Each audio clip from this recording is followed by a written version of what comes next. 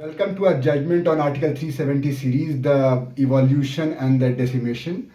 And as promised in this video, we are discussing the contentions.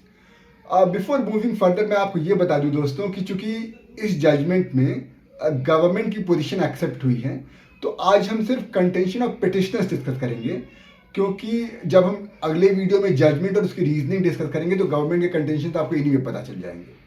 With this let us start. तो इसमें mainly 4 contention पे बात हुई. पहला कि वेदर आर्टिकल 370 में कोई सॉवरेंटी का स्कोप है क्या. दूसरा, क्या आर्टिकल 370 टेम्पररी था या permanent. Third, the legality of constitutional orders. And fourth, Jammu and Kashmir reorganisation act की कितना सही है. With this let us start. तो जो पहला क्वेश्चन था on whether Jammu and Kashmir के पास कोई इंटरनल सॉवरेंटी है, तो पिटिशनर्स ने आर्ग्यू किया कि जो इंस्ट्रूमेंट ऑफ एक्सेशन जो महाराजा हरि सिंह ने साइन किया था, उसके पैराग्राफ 8 में ये लिखा था कि sovereign this instrument doesn't anyway affect the sovereignty of Maharaja और हिज सक्सेसर. दूसरी बात, कुछ जजमेंट भी थे, जैसे प्रेमनाथ कॉल एक जजमेंट था, प्रेम शंकर कॉल, तो उसमें ये कोर्ट ने कहा था कि even after the Constitution of India has come into effect with respect to Jammu and Kashmir, but still maharaja has plenary legislative powers. इसके अलावा खुद हमें मालूम है कि इंस्ट्रूमेंट ऑफ एक्सेशन में बस 3 चीजें दी गई थी, डिफेंस, कम्युनिकेशन और फॉरेन अफेयर्स. तो ये आर्गुमेंट है पिटिशनर से कि इसके बेसिस पे there is, if not full, there is a semblance of sovereignty with internal sovereignty with JNK. अब इस पे जजमेंट हम कल देखेंगे और इससे गवर्नमेंट के कंडीशन पता चल जाएंगे. सेकंड इशू कि वेदर आर्टिकल 370 टेम्पररी था या परमानेंट. तो इसमें पिटिशनर का कहना था कि आर्टिकल 370 जो क्लॉज 3 है, उसमें बोला गया है कि ये प्रेसिडेंट तभी इसको हटा सकता है when constituent assembly of Jammu and Kashmir has given its thumbs up. तो अब चूंकि constituent assembly of Jammu and Kashmir exist ही नहीं करती है, तब प्रेसिडेंट इसको हटा ही नहीं पाएगा.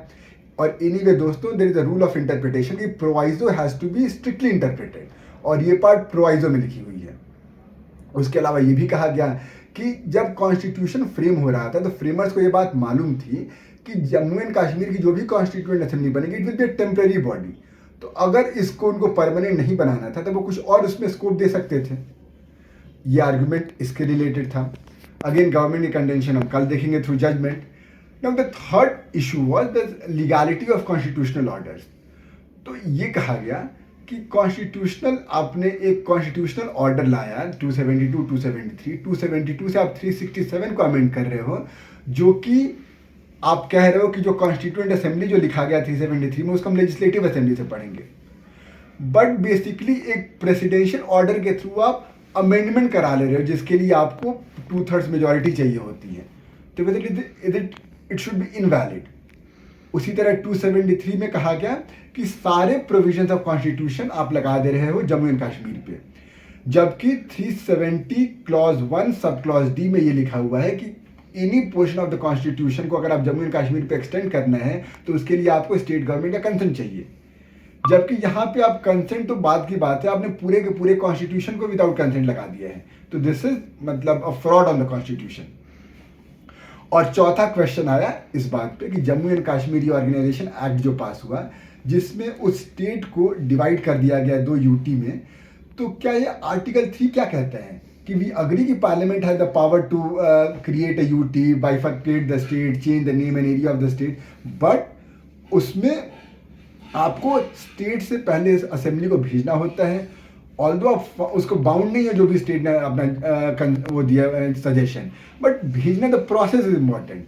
और इस पे सुप्रीम कोर्ट एक जजमेंट भी है, मुझे अब याद नहीं आ रहा, मैं इसको जजमेंट कमेंट सेक्शन में डाल दूंगा. तो वो तो हुआ नहीं. दूसरी बात, पार्लियामेंट ने खुद से ही ये कह के कि भाई ये तो अब प्रोक्लेम मतलब प्रेसिडेंट रूल में है, तो पार्लियामेंट है the power of legislative assembly, तो पार्लियामेंट ने खुद को सजेशन दे दिया.